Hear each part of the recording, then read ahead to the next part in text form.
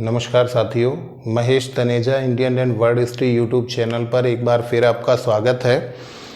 वातापी के चालुक्य वंश की कहानी जारी थी और उस कहानी के अंतिम दौर में आज हम बात करने वाले हैं कुछ अन्य महत्वपूर्ण शासकों के बारे में।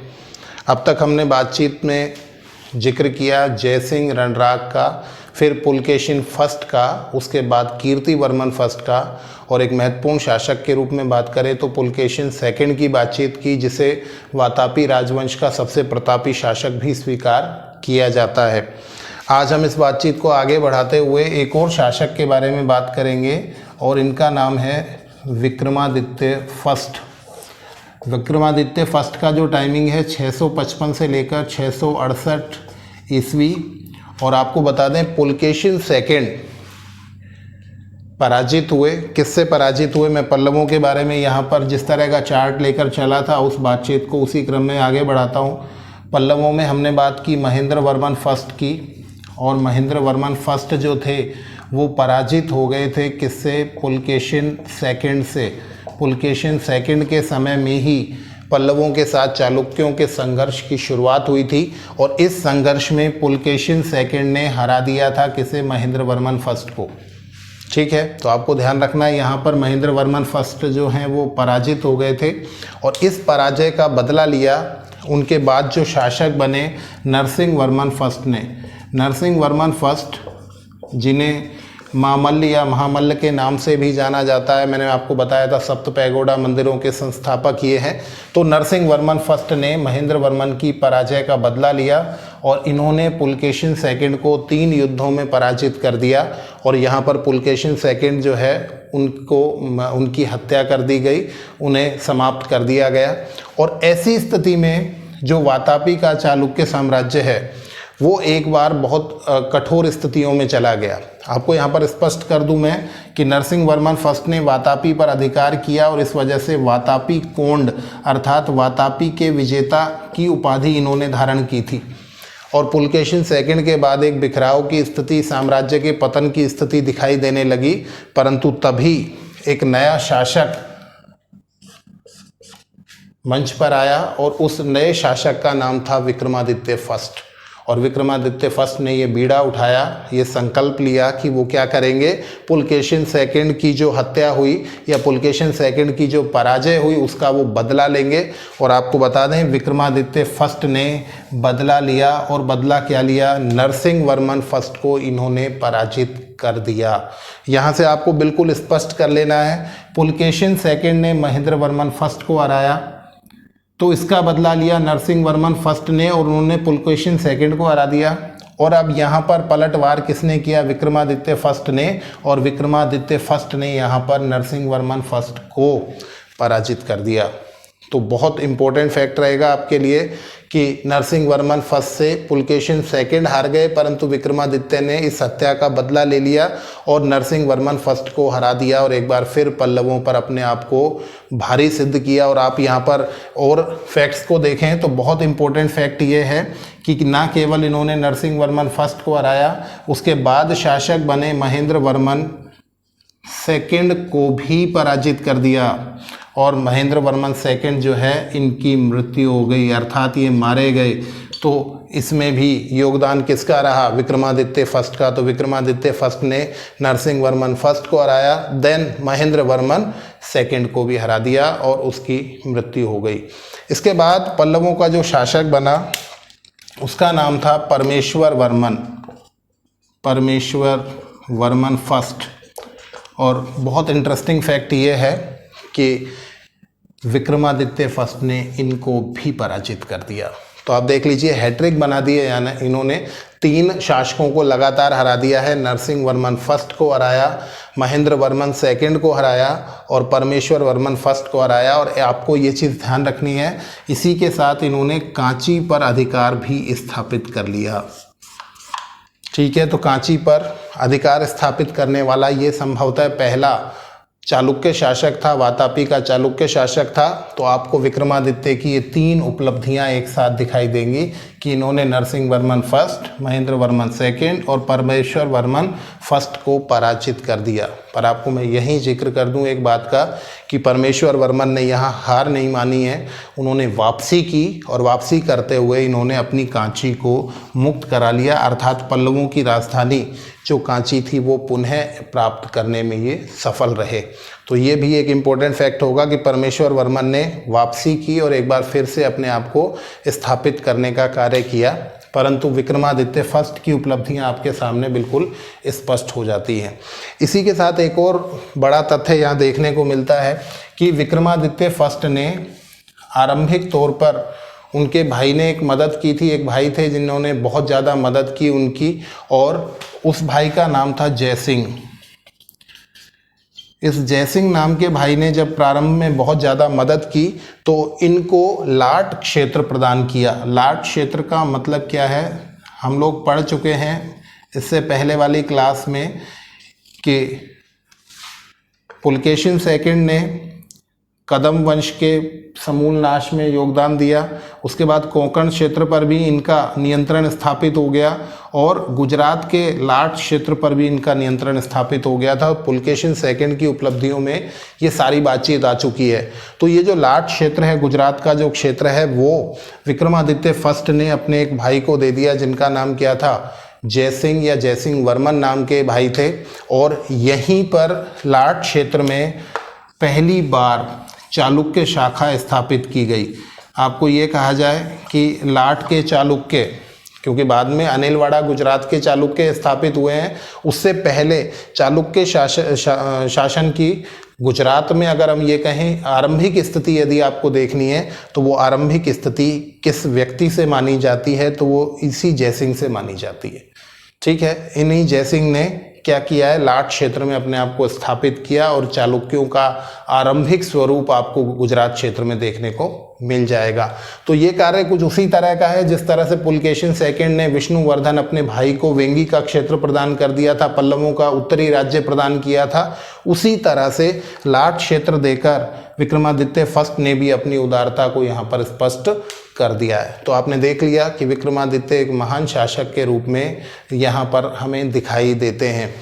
इनके बाद की स्थिति को स्पष्ट करें और बात करें कि विक्रमादित्य फर्स्ट के बाद का शासन स्वरूप कैसा रहा, तो आपको बताएं 2 शासक इस बीच और बने जिनके नाम विनयादित्य और विजयादित्य हैं। इनका कोई बड़ा योगदान नहीं है, कुछ मंदिर वगैरह बनवाए हैं, शिव मंदिर के लिए प्रसिद्ध रहे हैं, बाकी इनका कोई विशेष योगदान शासन प्रशासन में दिखाई नहीं देता या बहुत बड़े विजय क्रम को ये जारी नहीं रख पाए हैं। इसके बाद यदि हम अगले शासक को देखें तो उनका नाम है विक्रमादित्य सेकंड। क्योंकि हम सभी शासकों के बारे में एक हल्की हल्की जानकारी लेकर चल रहे हैं और बहुत ज़्यादा जानकारी ले रहे हैं महत्वपूर्ण शासकों के बारे में, जैसा कि हमने कहा पुलकेशिन फर्स्ट ध्यान रखना है आपको, फिर पुलकेशिन सेकंड ध्यान रखना है, फिर विक्रमादित्य फर्स्ट और अब विक्रमादित्य सेकंड के बारे में हम बातचीत करते हैं। विक्रमादित्य सेकंड का जो टाइमिंग है वो 733 से लेकर लगभग 745 ईस्वी तक रहा और निश्चित रूप से पल्लवों के साथ विवाद इनका भी बनता है। क्यों बनता है? क्योंकि पल्लव पड़ोस में है और पड़ोस में और जब इतनी पुरानी दुश्मनी आपकी हो जाएगी तो निश्चित रूप से आपका विवाद वहाँ पर जारी रहेगा। और अब यहाँ पर जो एक नए शासक आपको पल्लवों में दिखाई देंगे उनका नाम है नंदी वर्मन सेकंड। इन नंदी वर्मन सेकंड के साथ विक्रमादित्य सेकंड का युद्ध हुआ। Nandi Varman second versus Vikramaditya second. और आपको बताएं यहाँ पर इन्होंने नंदी वर्मन सेकंड को बुरी तरह से पराजित कर दिया और पराजित करने के साथ एक बार फिर से कांची पर अधिकार स्थापित किया। और बहुत महत्वपूर्ण विषय ये कि इन्होंने कांची कोंड की उपाधि धारण की। बहुत महत्वपूर्ण प्रश्न होगा हमारा, कांची कोंड की उपाधि किस शासक ने धारण की? कांची कोंड का मतलब कांची का विजेता, और कांची कोंड की उपाधि धारण करने वाला कौन है? तो विक्रमादित्य सेकंड। आपको याद होगा कि वातापी कोंड की उपाधि किसने धारण की? नरसिंह वर्मन फर्स्ट ने। और यहाँ पर कांची कोंड की उपाधि किसने धारण की? विक्रमादित्य सेकंड ने। हालांकि विक्रमादित्य फर्स्ट ने बहुत सारे विजय प्राप्त की, 3-3 शासकों को हराया पल्लवों के, परंतु ये उपाधि उन्होंने धारण नहीं की। कांची कोंड की उपाधि विक्रमादित्य सेकंड के नाम जाती है। इसके अलावा बात करें तो इन्होंने इस विजय के उपलक्ष्य में दक्षिण भारत में एक विजय स्तंभ बनवाया। ये भी प्रसिद्ध रहा है कि दक्षिण में पल्लव विजय के उपलक्ष्य में दक्षिण में एक विजय स्तंभ की स्थापना किस शासक ने करवाई, तो विक्रमादित्य सेकंड ने। और इन सेकंड की 2 पत्नियों का उल्लेख करना बहुत जरूरी है। दोनों की महत्वपूर्ण भूमिका, जैसा कि मैंने आपको पहले ही बता दिया था कि जो चालुक्य शासक हैं उन्होंने महिलाओं को उच्च पदों पर नियुक्तियां दी हैं, बहुत सम्मान दिया है। और उस सम्मान का प्रदर्शन आपको यहाँ से देखने को मिलता है कि इनकी 2 पत्नियां लोक महादेवी और त्रिलोक महादेवी, लोक महादेवी और त्रिलोक महादेवी के नाम से 2 रानियां थी। कहा जाता है लोक महादेवी की छोटी बहन ही त्रिलोक महादेवी थी। इन्होंने 2 मंदिरों का निर्माण कराया जो बहुत प्रसिद्ध हैं। दोनों ही मंदिर पत्तड़कल में हैं और इन मंदिरों के नाम लोकेश्वर और त्रैलोकेश्वर, इन मंदिरों का निर्माण करवाया इन रानियों ने। नाम से ही पता लग जाएगा आपको, लोक से लोकेश्वर और त्रिलोक से त्रैलोकेश्वर मंदिर, ये 2 मंदिरों का निर्माण कराया। और कहाँ पर कराया, तो बहुत इम्पोर्टेंट फैक्ट रहता है, यहाँ कराया पत्तड़कल में। और इससे भी ज़्यादा इम्पोर्टेंट ये कि लोक महादेवी के द्वारा बनवाया गया ये मंदिर विरूपाक्ष मंदिर के नाम से बहुत ज़्यादा प्रसिद्ध है, विरूपाक्ष मंदिर के नाम से प्रसिद्ध है। और इसमें और आपको एक फैक्ट बता दें कि जो पल्लवों पर विजय प्राप्त की गई, नंदीवर्मन सेकंड को जो हराया गया, उन समस्त विजयों का उल्लेख या उस विजय का विस्तृत उल्लेख आपको इस विरूपाक्ष मंदिर पर स्थित एक अभिलेख से प्राप्त हो जाता है। यहाँ पर जो लेख है वहाँ से पता लग जाता है कि पल्लवों पर इन्होंने विजय प्राप्त की और विक्रमादित्य सेकंड ने इस उपलक्ष्य में कांची कोंड की उपाधि धारण की थी। ये जानकारियाँ हमें यहाँ से प्राप्त होती हैं। तो इन 2 रानियों का नाम, इनसे बनवाए गए, इनके द्वारा बनवाए गए मंदिर और इनकी प्रशासन में भूमिका को हमें यहाँ पर समझना होगा। और विक्रमादित्य सेकंड भी आपको भारतीय इतिहास में एक महत्वपूर्ण शासक के रूप में दिखाई दे रहे होंगे। अब बात करते हैं कि इतना अच्छा साम्राज्य था, परंतु ऐसा नहीं कि ये साम्राज्य कंटिन्यू कर पाया। हालांकि विक्रमादित्य सेकंड के बाद जो शासक बने उनका नाम कीर्तिवर्मन सेकंड था। और कीर्तिवर्मन सेकंड जो थे वो कुछ कम योग्य नहीं थे। माना यह जाता है कि कीर्तिवर्मन सेकंड का इस विजय में बड़ा उल्लेख था, बड़ा योगदान था। किसमें, पल्लवों पर जो विजय प्राप्त की गई विक्रमादित्य सेकंड के द्वारा, इसमें बड़ा योगदान था कीर्तिवर्मन सेकंड का। और इसी से खुश होकर विक्रमादित्य सेकंड ने अपने पुत्र कीर्तिवर्मन सेकंड को उत्तराधिकारी घोषित कर दिया, शासक बना दिया। और ये लगभग 745 से लेकर 757 तक किसी रूप में शासक रहे। परंतु ऐसी स्थितियां आई जहां पर एक नया राजवंश विकसित हुआ और उस नए राजवंश के संस्थापक के रूप में आपने नाम सुना होगा दंती दुर्ग का। दंती दुर्ग ने एक नए साम्राज्य की स्थापना की कर्नाटक के क्षेत्र में, मान्यखेत को राजधानी बनाते हुए। और इन्होंने सबसे पहले खात्मा किया, समाप्त किया इस राजवंश को, अर्थात कीर्तिवर्मन सेकंड को इन्होंने पराजित किया, अपना साम्राज्य बनाया। और इसी साम्राज्य को आगे ले जाकर कृष्ण फर्स्ट जो थे, जिन्होंने एलोरा में कैलाशनाथ मंदिर का निर्माण कराया, जो दंती दुर्ग के चाचा थे, इन्होंने इस साम्राज्य को भरपूर ताकत दे दी। और इस तरह से कीर्तिवर्मन का ये साम्राज्य समाप्त हो गया, या यूं कहिए कि वातापी का चालुक्य साम्राज्य समाप्त हो गया। तो वातापी के चालुक्य साम्राज्य में अंतिम शासक के रूप में आपको कीर्तिवर्मन सेकंड का नाम ध्यान रखना है।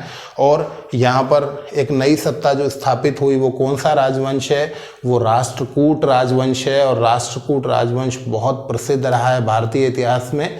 आपको यहाँ पर मैं बता दूँ कि विश्व की 5 महाशक्तियों में राष्ट्रकूटों की गणना की गई है। आप जब त्रिपक्षीय त्रिराष्ट्र संघर्ष के बारे में पढ़ते हैं तो वहाँ पर भी ये जिक्र आता है कि राष्ट्रकूट पराजित नहीं हुए। कभी गुर्जर प्रतिहार सामने आए तो उनको हरा दिया, पालों को हरा दिया, दक्षिण से उत्तर में आए और उत्तर में साम्राज्य नहीं बनाया, परंतु उत्तर में किसी को विकसित भी नहीं होने दिया।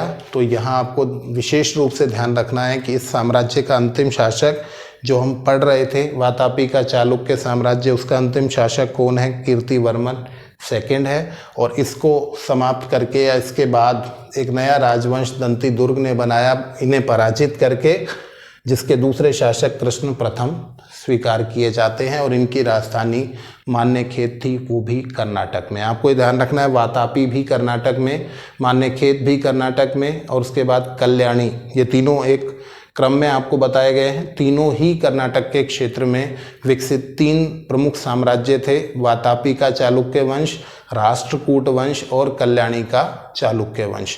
तो इस तरह से आपको इस क्रम को निर्धारित करना है और वातापी का चालुक्य साम्राज्य अपने समापन की ओर चला गया। तो आपको मुख्य रूप से यहाँ पर इन शासकों में पल्लवों के साथ संघर्ष को जरूर ध्यान रखना, ठीक है। तो एक डायग्राम सा आप बना लीजिए कि क्या हुआ। महेंद्र वर्मन फर्स्ट को पुलकेशिन ने हराया, नरसिंह वर्मन फर्स्ट ने पुलकेशिन को हराया, नरसिंह वर्मन फर्स्ट ने पुलकेशिन को हरा दिया यहाँ पर, ठीक है। और उसके बाद क्या हुआ? उसके बाद हमने आपको बता दिया कि विक्रमादित्य फर्स्ट आ जाएंगे। विक्रमादित्य फर्स्ट ने नरसिंह वर्मन फर्स्ट को हराया, फिर महेंद्र वर्मन सेकंड को हराया, फिर परमेश्वर वर्मन फर्स्ट को हराया और लास्ट में बात करें तो विक्रमादित्य सेकंड ने नंदी वर्मन सेकंड को हराकर कांची कोंड की उपाधि धारण की। तो ये एक डायग्राम से आपको सेट करना है जिससे आपको ये चीज़ें कंठस्थ हो जाएं और अगर आप इस राजवंश को समझ गए होंगे तो आपको पल्लव राजवंश पढ़ने में अब बिल्कुल भी परेशानी नहीं आने वाली है, ठीक है। तो दक्षिण भारत का इतिहास आपको थोड़ा सा उलझा सा लगेगा, मैंने पहले भी कहा था, पर आप कंटिन्यू करेंगे, इसको आप रेगुलरली जोड़ने की कोशिश करेंगे, एक क्रम निर्धारित करने का प्रयास करेंगे तो निश्चित रूप से ये आपके लिए सरल हो जाएगा पहली बार और आप परीक्षा में किसी भी प्रश्न को हल करने की स्थिति में आ जाएंगे। चलिए जुड़े रहिए लगातार Mahesh Taneja Indian and word history YouTube channel से। बहुत सारा धन्यवाद।